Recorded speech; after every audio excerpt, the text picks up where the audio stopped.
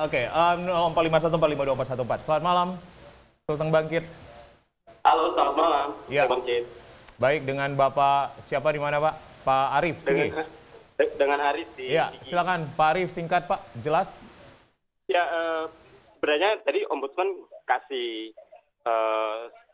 clue sebenarnya bahwa mereka sudah menemukan ada banyak masalah ya. Saya sebenarnya mau dengar lebih spesifik temuan Ombudsman itu terhadap apa dan apa yang kemudian akan dilakukan oleh Ombudsman, karena Ombudsman juga harusnya lebih fokus pada upaya-upaya penegakan ya terhadap pelanggaran-pelanggaran yang ditemukan, sehingga ini memang benar-benar ada pembelajaran secara serius dari secara kelembagaan ya terhadap yang ditemukan, apakah BPBD, Dinas Sosial, atau lembaga yang mana misalnya yang secara spesifik ditemukan ada hal yang dianggap melakukan pelanggaran administrasi dalam upaya-upaya rehab rekon ini. Jadi kami ingin mendengar lebih spesifik begitu. Oke, tindakan apa yang diambil Ombudsman terhadap pelanggaran administrasi. Terima kasih, Pak Arif di Sigi. Baik, saya masih ke Mas Freddy. Mas Freddy, saya pindah ke salah satu penanya kami melalui akun Instagram kami dari @rusfadli. Kenapa kemudian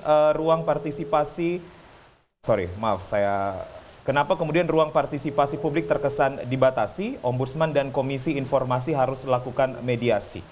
Oke, saya bisa ulang. Mengapa ruang partisipasi publik terkesan dibatasi begitu? Ombudsman dan Komisi Informasi harusnya melakukan mediasi. Itu saran. Tapi kenapa kemudian ada ruang yang dibatasi begitu?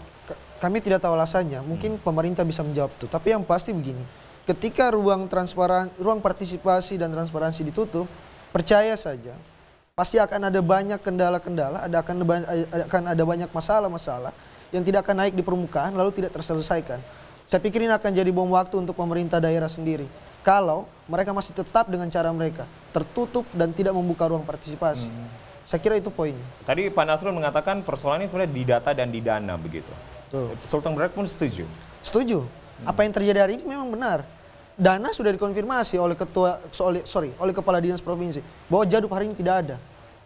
Data kami sudah konfirmasi sendiri ke Dinsos. Bahkan ada yang aneh.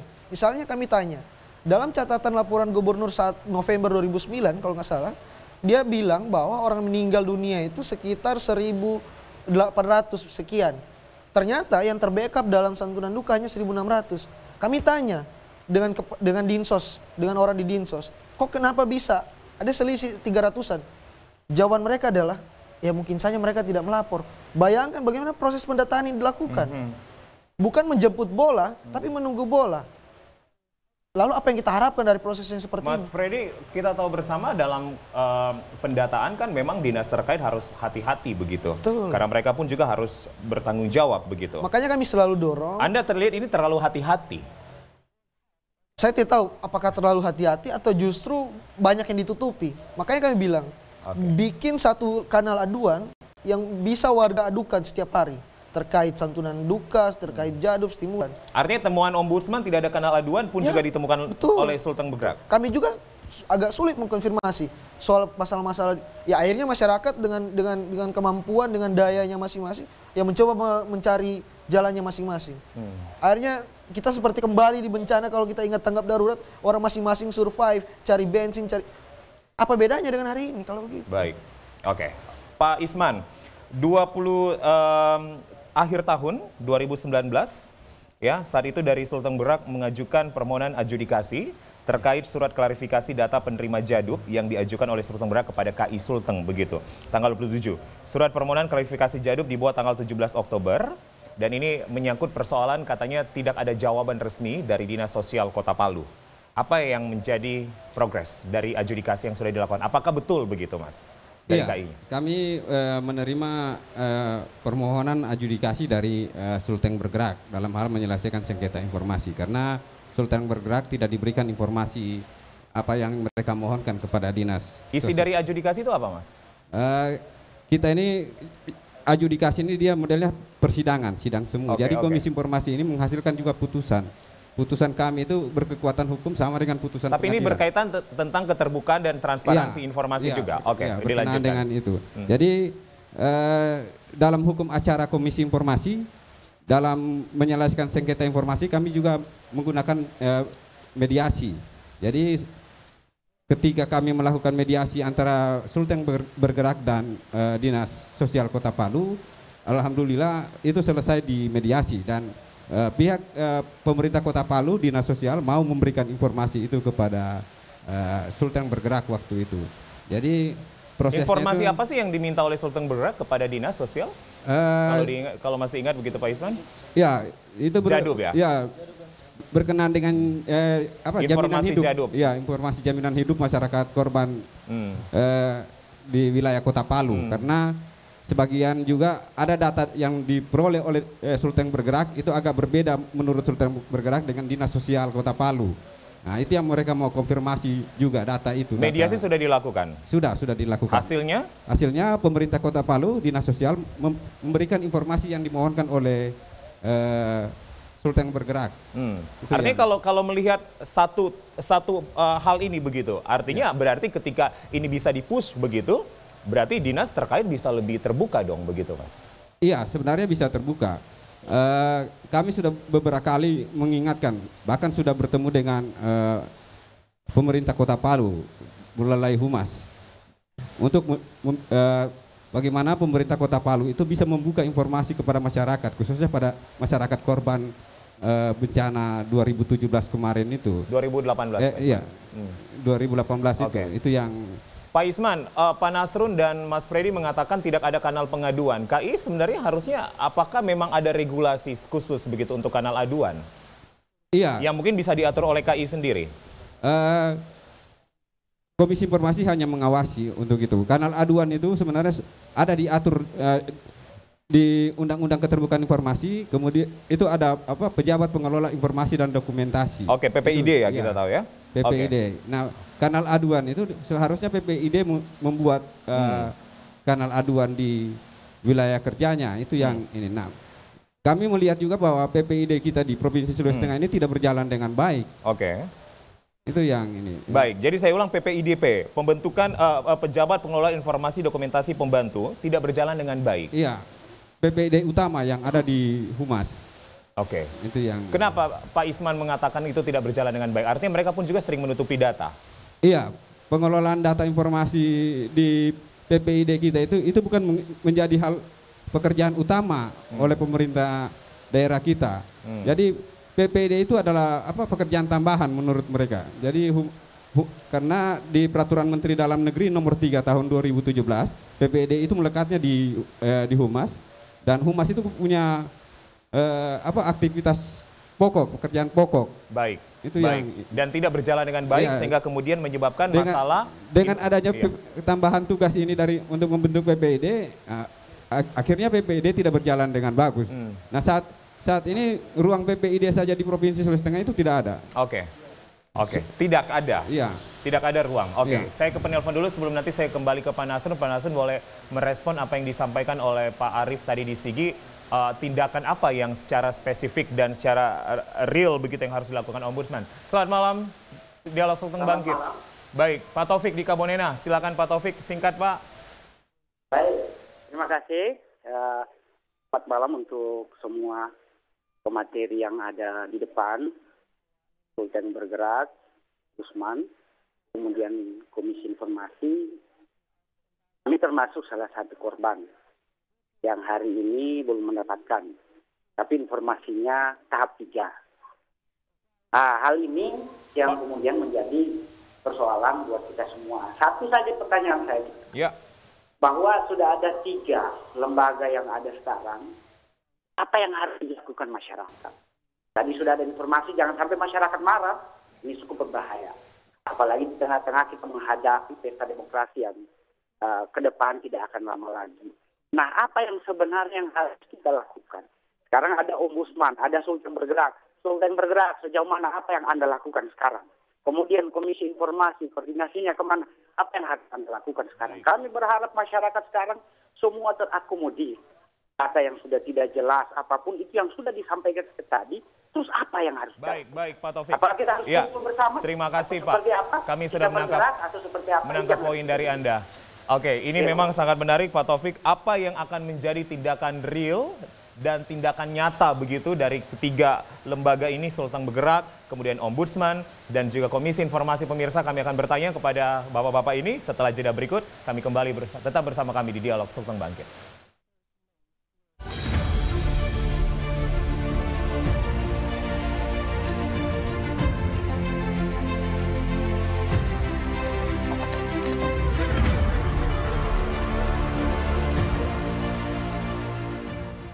Kami anak-anak daerah terpencil. Setiap hari berjuang menuju sekolah. Tapi kami tetap cinta Indonesia. Karena kami Indonesia. Indonesia Raya, merdeka, merdeka, hiduplah Indonesia Raya.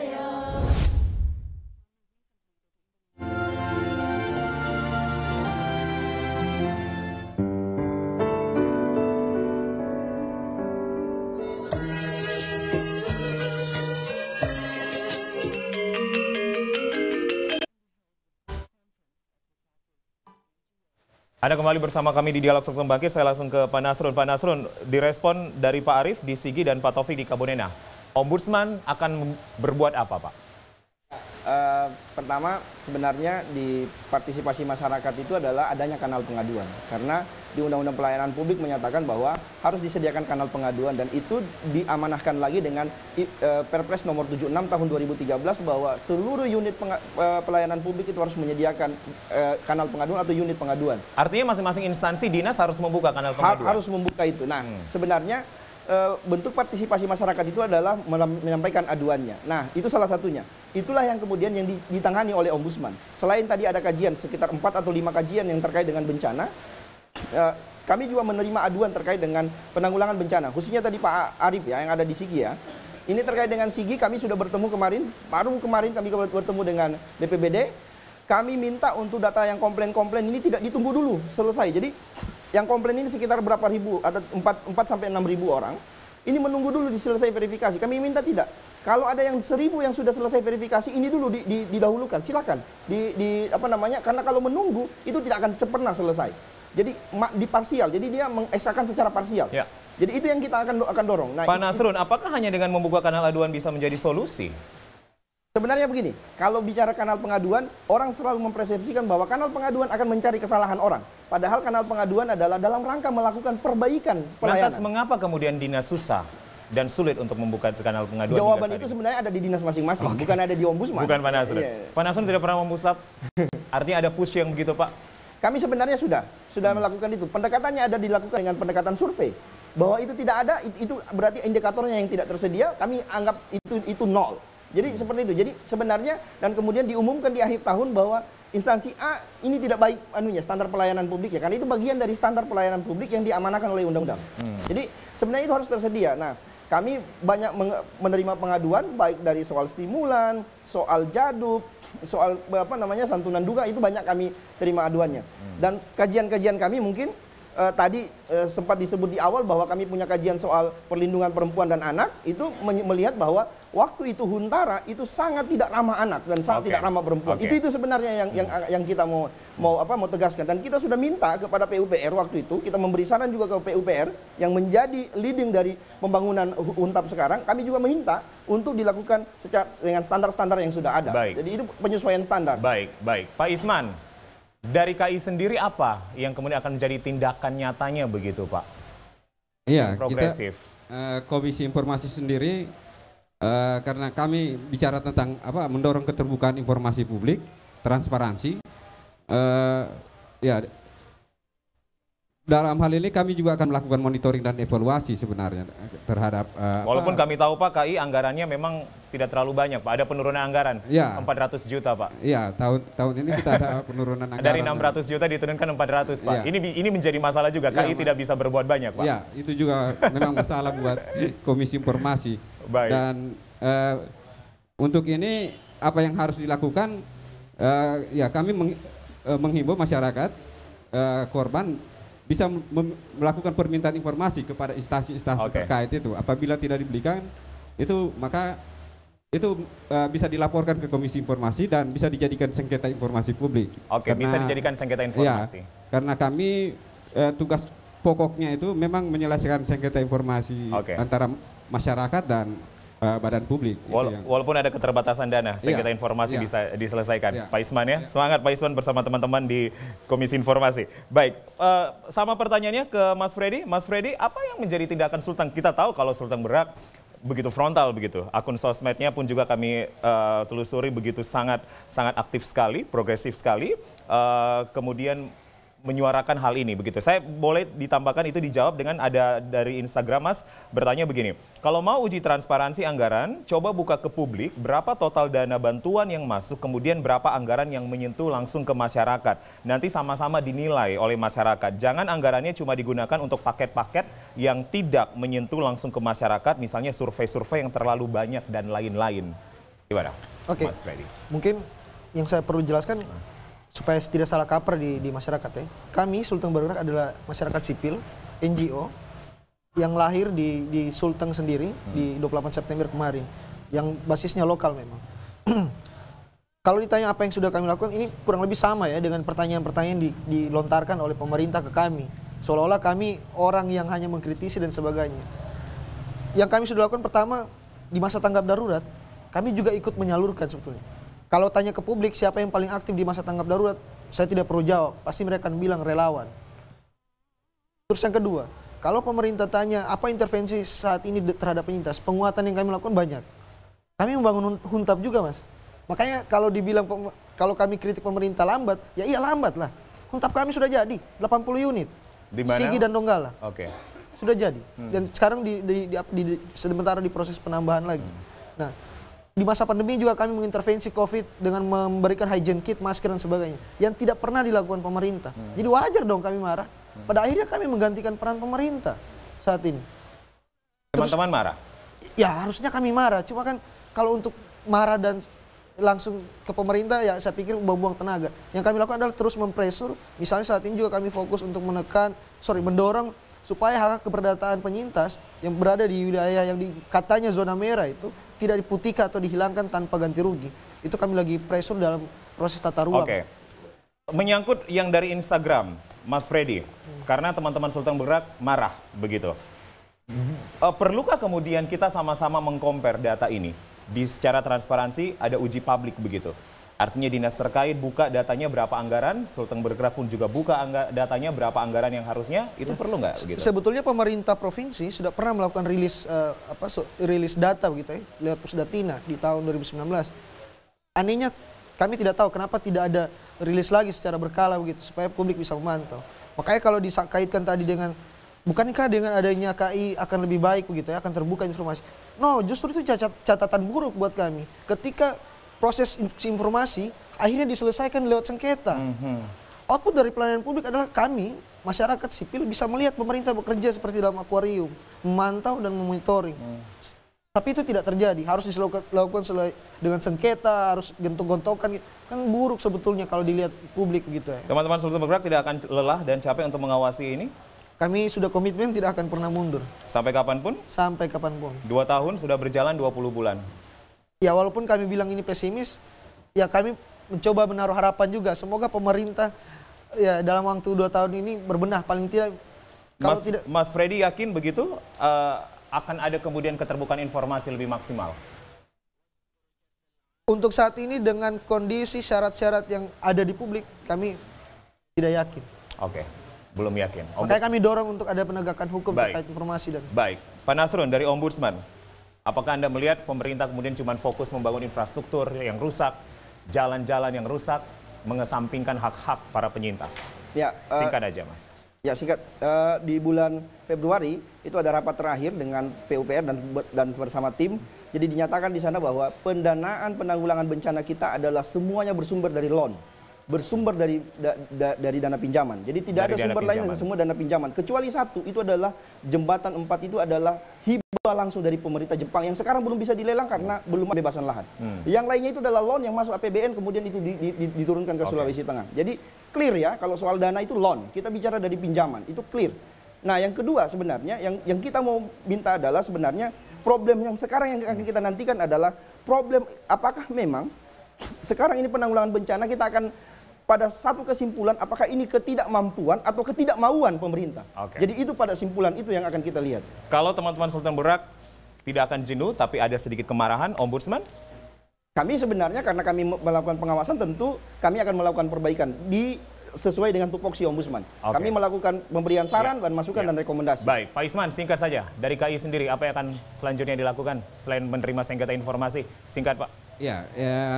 Kami selama ini hanya menerima sengketa informasi saja. Tapi kami dalam hal melakukan monitoring dan evaluasi, kami juga akan memberikan masukan kepada pemerintah daerah untuk melakukan keterbukaan itu. Oke, akan terus ada push begitu untuk membuka informasi, membuka data. Terima kasih Bapak-Bapak. Kita tahu bersama memang ketika kita bicara dana, anggaran kebencanaan dan persoalan lainnya ini memang tidak bisa dilakukan dalam waktu singkat. Namun kami akan terus mengawal bersama kami media begitu. Terima kasih Mas Freddy Onora, Sultan Berhak. Terima kasih Pak Nasrid, Ombudsman. Terima kasih Pak Isman dari KI Publik Sulawesi Tengah. Pemirsa, ini menjadi akhir dialog kami dan marilah kita kawal bersama anggaran kebencanaan karena bagaimanapun juga 20 bulan rasa-rasanya sudah tidak pantas lagi para penyintas masih hidup di Huntara dan juga tidak menerima dana-dana bencana tersebut. Saya Julius Efrain pamit. Selamat malam, kita akan bergabung bersama TVRI Nasional untuk program selanjutnya. Sampai jumpa.